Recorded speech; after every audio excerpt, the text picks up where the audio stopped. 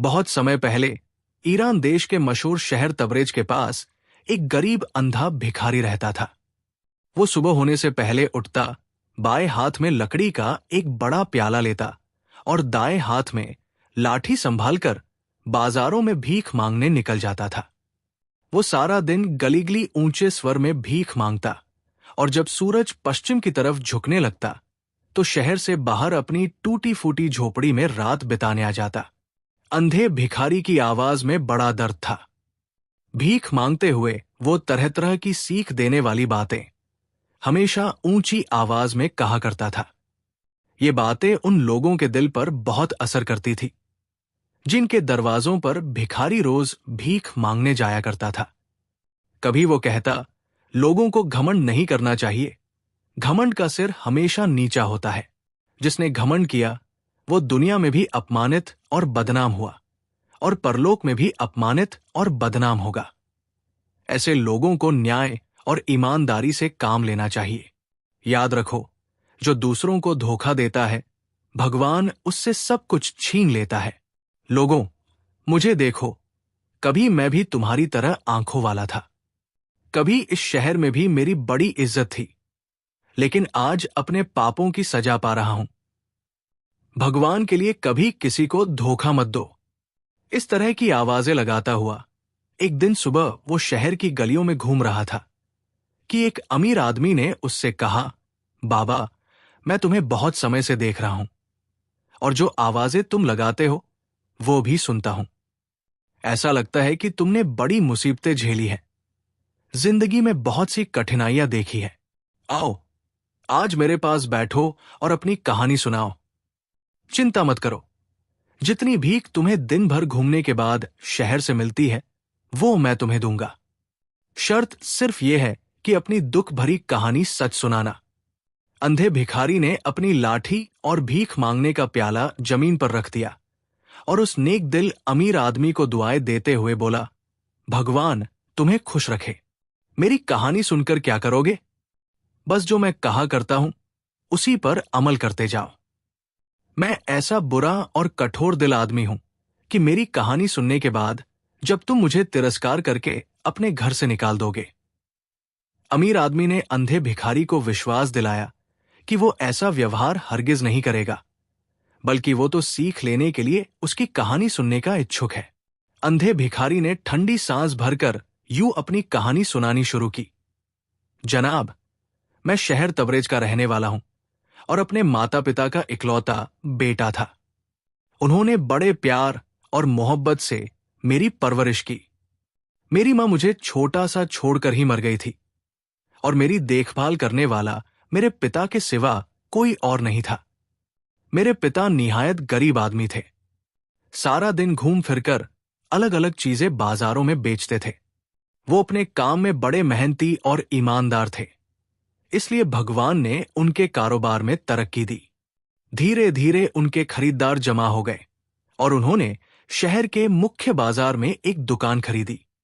कुछ समय बाद जब उन्होंने जवाहरात की खरीद फरोख्त का कारोबार शुरू किया तो शहर में मेरे पिता की बड़ी शोहरत थी। दूसरे व्यापारी और जौहरी उन्हें जुबानी वादे पर हजारों और लाखों के जवाहर दे दिया करते थे और सारे शहर में, बल्कि पूरे देश में मेरे पिता की ईमानदारी और सच्चाई की धूम थी। हर आदमी उनकी इज्जत करता था। धीरे धीरे मेरे पिता अपनी इन्हीं अच्छाइयों के कारण इस देश के सबसे दौलतमंद जौहरी बन गए।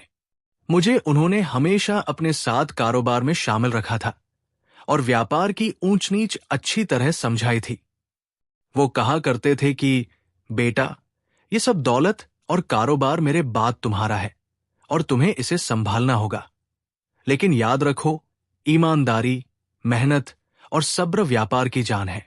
जब तक इन बातों पर अमल करते रहोगे तुम्हें कोई तकलीफ नहीं होगी और अगर भगवान न करे तुमने व्यापार में बेईमानी, धोखे को जगह दी और लोगों से झूठे वादे करके माल खरीदना शुरू किया, उन्हें समय पर पैसे नहीं दिए, तो समझ लो कि एक दिन न सिर्फ ये तमाम दौलत तुम्हारे हाथ से जाती रहेगी, बल्कि तुम भगवान और उसकी दुनिया के सामने भी अपमानित और बदनाम हो जाओगे। इसलिए तय कर लो कि कैसे भी हालात आए, ईमानदारी और न्याय को हाथ से जाने न दोगे। मैं अपने पिता की ये अच्छी बातें और सीख देने वाली बातें ध्यान से सुनता और उन पर अमल करने का वादा करता। कुछ समय बाद मेरे पिता दूसरे व्यापारियों के साथ मोती खरीदने के इरादे से विदेश के सफर पर रवाना हुए। उन्हें इस कारोबार में बड़ा अनुभव था, मगर कुछ दिन के अंदर ही भगवान की लीला से वो बीमार होकर मर गए। पिता के मरते ही दुनिया मेरी आंखों में अंधेरी हो गई। ऐसा लगा कि इस दुख से मैं अपने होशवास खो बैठूंगा। किसी बात और किसी काम में मन नहीं लगता था। हर वक्त पिता की सूरत आंखों के सामने रहती थी। एक कोने में चुपचाप आंसू बहाता रहता। धीरे धीरे ये हालत दूर होनी शुरू हुई। मैंने अपनी दुकान की तरफ ध्यान दिया। दूसरे व्यापारियों ने मेरा हौसला बढ़ाया, हर तरह की सलाह और मदद का वादा किया।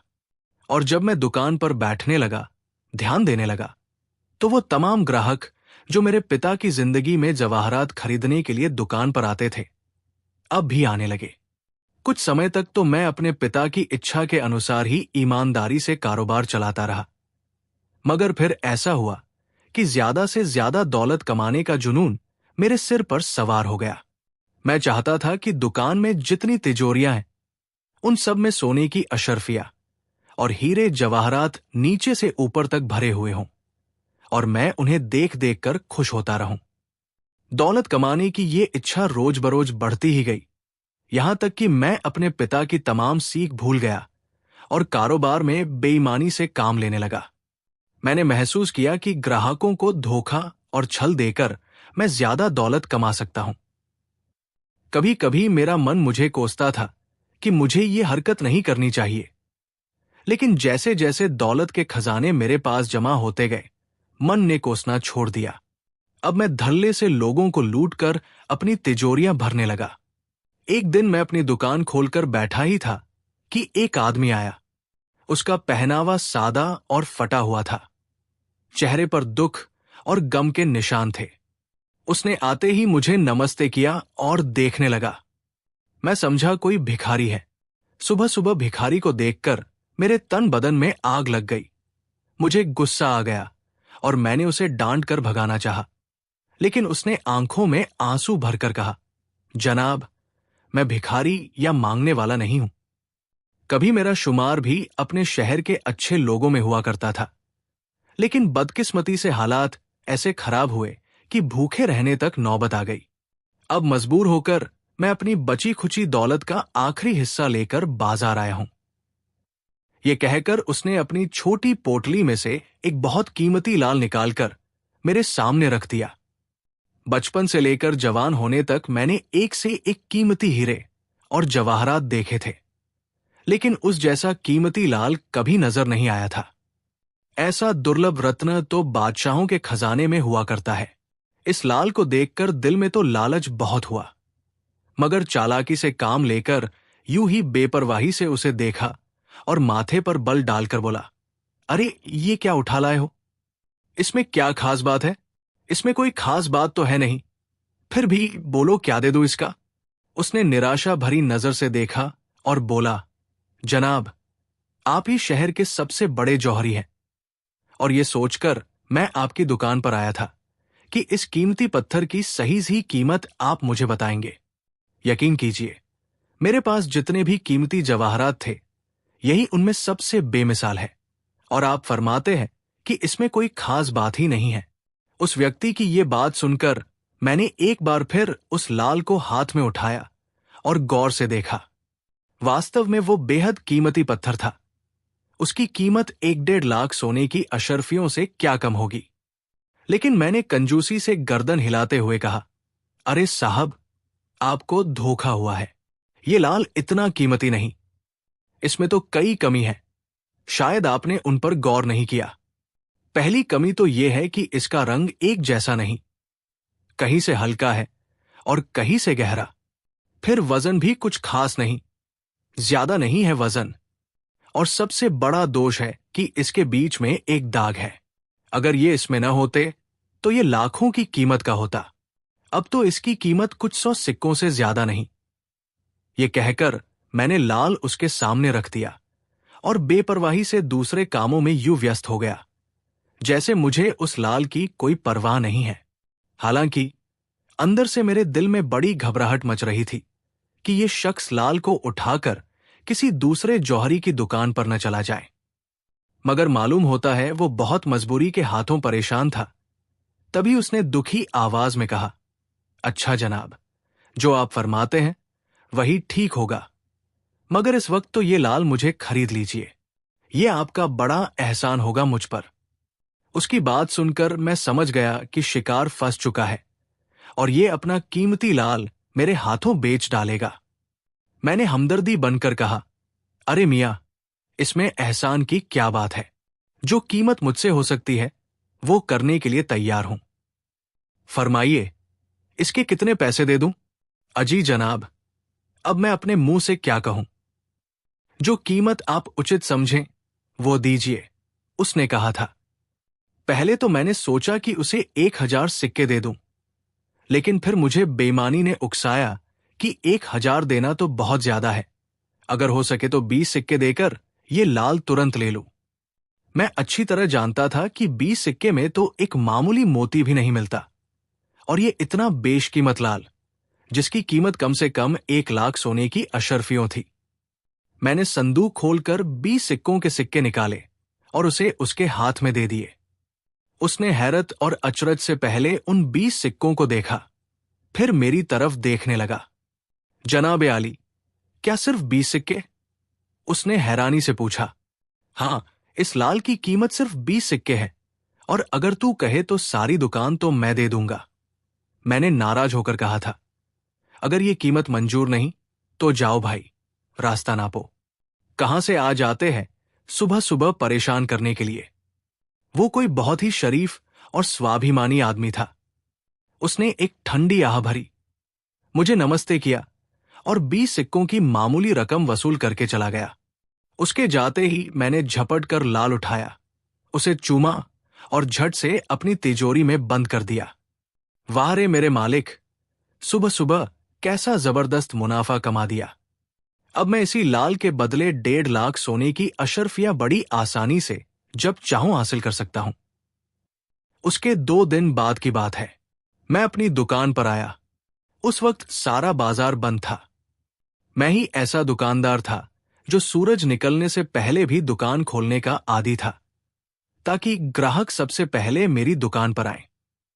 थोड़ी देर बाद मैंने बाहर सड़क पर घोड़े की टापों की आवाज सुनी। मैं समझा कि शायद कोई ग्राहक आया है। मैंने दुकान से बाहर झांका तो क्या देखा कि एक आदमी घोड़े पर सवार चला रहा है।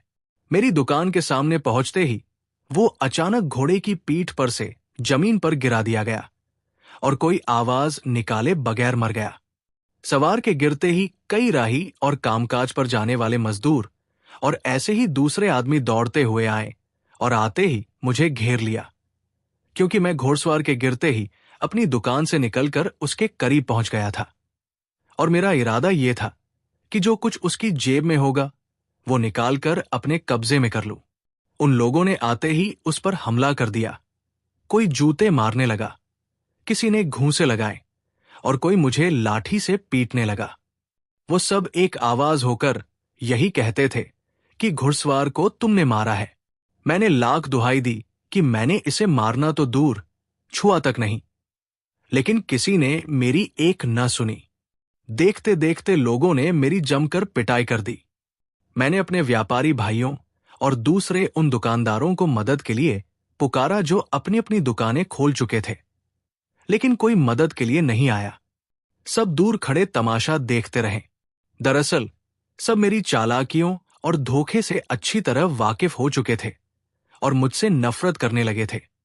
इतने में शहर का कोतवाल सिपाहियों समेत आ गया। वो भी मुझसे नफरत करता था, क्योंकि एक बार मैंने उसकी पत्नी से सोने के एक हार की 4 गुना कीमत वसूल की थी। कोतवाल ने आते ही पहले तो मेरी पिटाई की, फिर गिरफ्तार करके शहर के अधिकारी की अदालत में ले गया। शहर का अधिकारी बहुत बदमाश और बेईमान आदमी था। एक बार वो मेरी दुकान पर आया था और राज का डर दिखाकर कुछ जवाहरात ले जाने की कोशिश की थी, मगर मैंने उसे अपमानित करके निकाल दिया था। अब जो उसने मुझे इस हाल में देखा तो बहुत खुश हुआ, और यह सुनकर कि मैंने घुड़सवार को जान से मार डाला है, वो तुरंत मेरे लिए मौत की सजा का आदेश दे दिया। मैंने उसकी बड़ी विनती की, बहुत कसम खाई कि मैं तो उस घुड़सवार को जानता तक नहीं, और नहीं मेरी उससे कोई दुश्मनी थी, मैं उसे क्यों मारता। मगर अधिकारी ने मेरी किसी बात पर ध्यान न दिया और जल्लाद को बुलाकर मुझे उसके हवाले कर दिया। जल्लाद हत्यारे को सूरज निकलने से पहले मौत के घाट उतार दिया करते थे। चूंकि जल्लाद ने मुझे मौत की कोठरी में रात भर के लिए बंद कर दिया था, मैं अपनी जिंदगी से बिल्कुल निराश हो चुका था कि अचानक आधी रात के बाद बंद कोठरी का दरवाजा खुला और शहर का अधिकारी अंदर दाखिल हुआ। मैं उसे देखकर खड़ा हो गया। वो अकेला ही आया था और जल्लाद को उसने दरवाजा खुलवाकर दूर कर दिया था। जनाब, भगवान के लिए मुझ पर दया कीजिए। मैं तुरंत उसके पैरों पर गिर पड़ा। मैं बिल्कुल निर्दोष हूं। अधिकारी ने जोरदार ठहाका लगाया। तुम बहुत बदमाश और बेईमान हो। हम तुम्हें अच्छी तरह जानते हैं। मैं तो पहले से इस इंतजार में था कि तुम किसी तरह मेरे जाल में फंस जाओ। अब सुबह सूरज निकलने से पहले पहले तुम्हारी गर्दन उड़ा दी जाएगी। मानिए, मैं अपने किए पर शर्मिंदा हूं। मैंने कहा, आप एक दिन मेरी दुकान पर तशरीफ लाए थे और मैं आपसे कुछ सख्ती के साथ पेश आया था। मैं उसकी माफी चाहता हूं। अकेली माफी से काम नहीं चलेगा, बेवकूफ, उसने मुझे धमकाते हुए कहा था। हमने सुना है कि तूने बड़ी दौलत जमा कर रखी है, कुछ उसमें हमारा हिस्सा है या नहीं? अब मैं उसके कहने का मतलब समझा था। वो मुझसे जान बख्शने की रिश्वत मांग रहा था। मैंने दबी आवाज में कहा, मेरी दौलत आपकी ही है जनाब, जो हुक्म करें वो पेश कर दूंगा। ठीक है, वो हंसकर बोला, अब आए न सीधे रास्ते पर। उसी वक्त मुंह पर कपड़ा लपेटकर हमारे आदमी के साथ अपनी दुकान पर जाऊं और 1 लाख अशरफियों के जवाहरात थैली में बंद करके उसके हवाले कर दो, तो फिर वो दोबारा हमारी अदालत में पेश होना पड़ेगा। रहने दो, एक तरफा अपील तुम्हारी तरफ से अदालत में दी जाएगी। हमने कुछ गवाहों का इंतजाम किया है जो ये गवाही देंगे कि तुमने उस घुड़सवार को नहीं मारा। उसके बाद हमने तुम्हारी ये कमी देंगे और इस लालची अधिकारी को 1 लाख अशरफियों के हीरे जवाहरात रिश्वत में देकर मैंने अपनी जान बचाई। इस घटना के बाद होना तो ये चाहिए था कि मैं सीख लेता और आगे के लिए धोखे, छल और बेईमानी से तौबा कर लेता, मगर हुआ ये कि पहले से भी ज्यादा दौलत कमाने का लालच भूत बनकर मुझ पर सवार हो गया। शहर के अधिकारी को 1 लाख अशरफियों के हीरे मैंने दिए थे। उस नुकसान को जल्द से जल्द पूरा करने की धुन लगी हुई थी। मैंने तय कर लिया कि जब तक इतनी रकम नहीं कमाऊंगा, ईमानदारी को अपने करीब फटकने नहीं दूंगा। एक दिन का जिक्र है कि मैं अपनी दुकान पर बैठा था कि 2 औरतें ऊंचे लिबास पहने दुकान के सामने खड़ी हुई। एक औरत की गोद में एक छोटा सा बच्चा था जिसे उसने कपड़े से ढक रखा था। दूसरी औरत के हाथ में खूबसूरत टहनियों की बनी हुई टोकरी थी। वो दोनों आपस में बातें करने लगी। उनकी आवाजें मुझ तक आसानी से पहुंच रही थी। बच्चे वाली औरत ने अपनी कमीज की जेब में हाथ डाला और बहुत सी सोने की अशर्फियां निकालकर दूसरी औरत को देखते हुए बोली, ये अशर्फियां ले जाओ और जौहरी हजरत जलाल की दुकान पर जाकर उसे दे दो। कहना कि मालकिन ने ये अशर्फियां भेजी है। कल तुम जो उसके यहां से कुछ गहने और हार वगैरह लेकर आई थी, ये उन चीजों की आधी कीमत है। आज जलाल से कहना कि बाकी रकम कल जरूर पहुंचाएगी। अब जिन जिन जेवरों की हमें जरूरत है, हाजी से कहना कि जल्द तैयार कर दें, क्योंकि शादी में अब 10 दिन बाकी रह गए हैं। मैं यही रुककर तुम्हारा इंतजार कर रही हूं। जल्दी उसका जवाब लेकर आना कि वो कब तक नए जेवर तैयार कर देगा। अशर्फिया लेकर दूसरी औरत चली गई। मैंने सोचा, ये औरत बड़ी मालदार मालूम होती है, क्योंकि उसने जेब से ही निकालकर गिनाए बगैर दूसरी औरत को दे दी थी। उनके घर में किसी की शादी की तैयारियां हैं और जौहरी हजरत जलाल से इसीलिए जेवर की फरमाइश की गई है। मैं तुरंत बड़े आदर से पास जाकर मालकिन को नमस्ते किया और कहा, मालकिन, आप वहां सड़क पर कब तक खड़ी रहेंगी? यहां आकर मेरी दुकान में बैठ जाइए। ये सुनते ही वो औरत कुछ शर्माई, फिर हिचकिचाती हुई आई और दुकान के अंदरूनी हिस्से में बैठ गई। मैंने कहा, मालकिन, अगर आपको बुरा न लगे तो क्या मैं पूछ सकता हूं कि जौहरी हजरत जलाल से आपने कौन कौन से जेवर किन किन दामों खरीदे हैं? ये मैं इसलिए पूछ रहा हूं कि हाजी जलाल कुछ अच्छा आदमी नहीं है। वो ज्यादा दाम वसूल करने में बहुत बदनाम है। अच्छा, ये बात है, औरत ने हैरत से कहा। मगर अब क्या हो सकता है? हमने तो उससे बहुत सी चीजें खरीदी हैं, कपड़े, हीरे जवाहरात, सोना वगैरह। दरअसल में मेरी छोटी बहन की शादी उपमंत्री के लड़के से होने वाली है। 10 दिन शादी में बाकी है और अभी बहुत सारे जेवर और कपड़ा खरीदना है। कल हमने हाजी बिलाल की दुकान से जेवर खरीदा था, बस जवाहरात हमें पसंद नहीं आए। उसने कहा था कि 1-2 दिन में अच्छे अच्छे हीरे आएंगे, फिर आकर ले जाइएगा। औरत की ये बात सुनकर मेरी लालच टपकने लगी। मैंने सोचा कि ये बहुत अमीर मालूम होती है। अगर इसके हाथ मैं अपने हीरे जवाहरात बेचूं तो हजारों का मुनाफा एक पल में कर सकता हूं। ये सोचकर मैंने कहा, आदरणीय मालकिन, अगर आपको आदेश हो तो मैं ऐसे सुंदर और कीमती जवाहरात आपके सामने पेश करूं जो यहां किसी जौहरी के पास आपको न मिलेंगे। कीमत की चिंता न कीजिए, जितना संभव हो सका कीमत में रियायत कर दूंगा। ये सुनते ही उस औरत ने खुश होकर कहा, हां, जरूर दिखाइए। अगर पसंद आए तो खरीद लूंगी, लेकिन शर्त यह कि खरीदने से पहले मैं ये जवाहरात अपने मकान पर भेजूंगी ताकि मेरी बहन भी पसंद कर ले, जिसकी शादी होने वाली है। भगवान करे इसे आपके दिखाते हुए हीरे जवाहरात पसंद आ जाएं, फिर तो हम मुंहमांगी कीमत पर भी खरीद लेंगे। मालकिन की बात सुनकर मारे लालच के मेरे मुंह में पानी भर आया। मैंने कहा, आदरणीय मालकिन, जो हीरे और जेवर मैं आपको दिखाऊंगा वो सब के सब बेजोड़ और बेशकीमत है। जैसा कि मैंने कहा, पूरे देश में किसी और जौहरी के पास इतना अच्छा और सुंदर माल नहीं होगा। हम ऐसी चीजें आप जैसे कद्रदानों के लिए संभाल संभाल कर रखते हैं और हर आने जाने वाले ग्राहक को दिखाते भी नहीं। अभी मैं ये चिकनी चुपड़ी बातें कर ही रहा था कि दूसरी औरत वापस आ गई।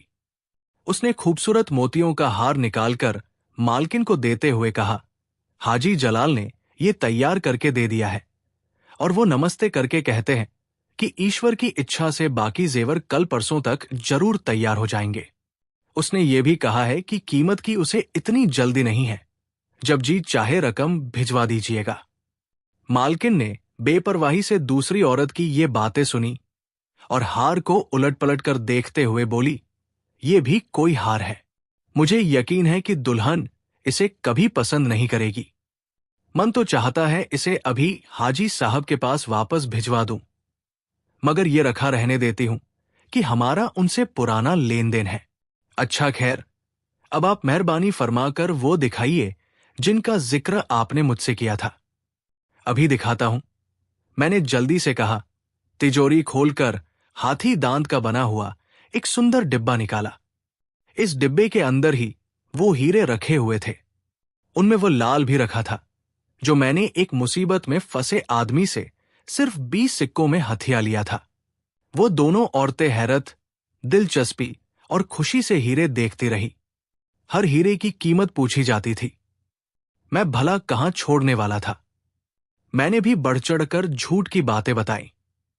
उस लाल की तरफ इशारा करते हुए मालकिन ने कहा था, कितना खूबसूरत है, कैसी चमक दमक है, ये तो बहुत कीमती मालूम होता है।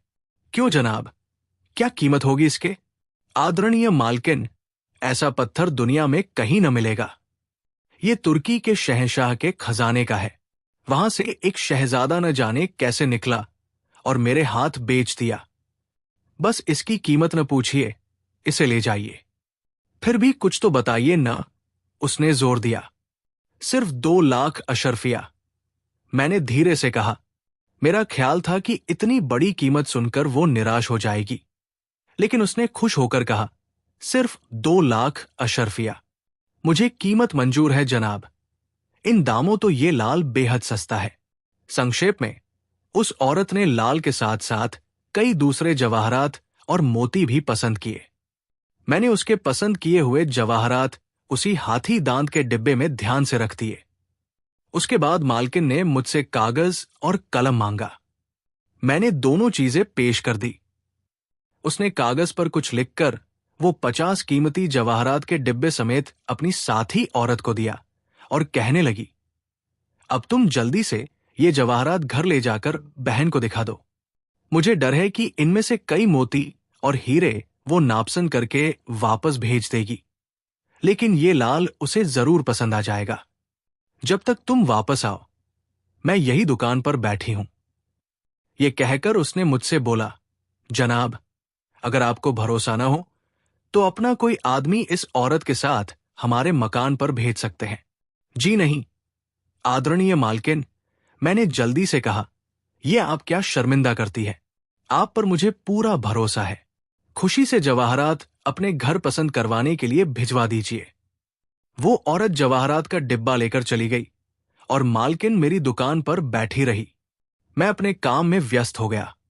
इस बीच बाजार में मेरी दुकान के ठीक सामने किसी बात पर बहस हुई।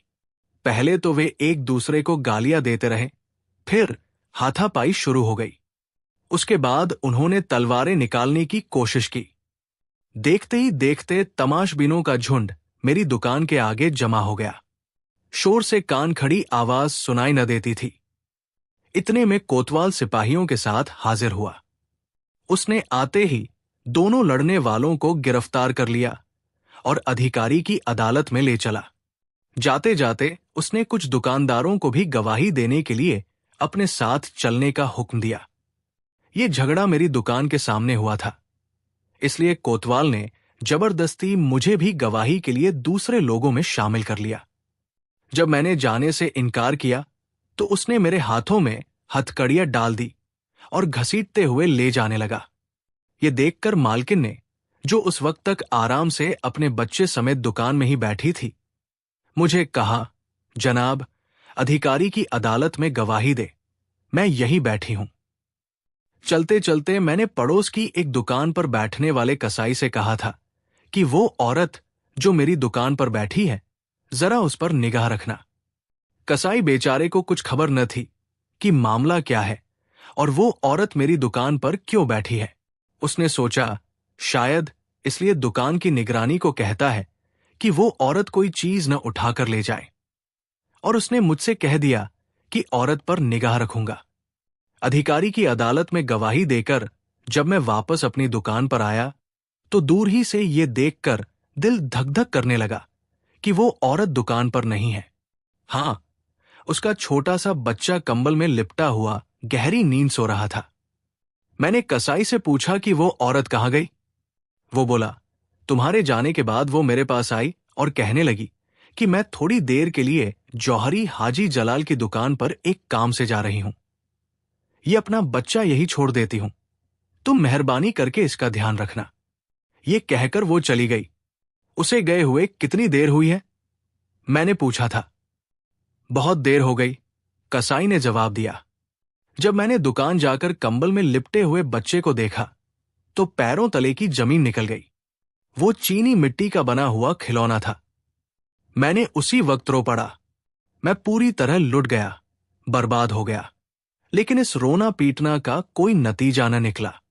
वो धोखेबाज औरत न जाने कहां गायब हो गई थी। मैंने कसाई को गुस्से में गालियां दी और कहा कि जब मैं कह गया था कि औरत पर निगाह रखना, तो तुमने उसे जाने क्यों दिया? कसाई ने जवाब दिया कि मैं तुम्हारा नौकर नहीं था जो अपना काम छोड़कर औरत को देखता रहता था। उसका जवाब सुनकर मेरा पागलपन चरम पर पहुंच गया। मैं लपककर उसकी दुकान से गोश्त काटने का चाकू उठाया और उस पर हमला कर दिया। कसाई बुरी तरह घायल हुआ और फिर मर गया।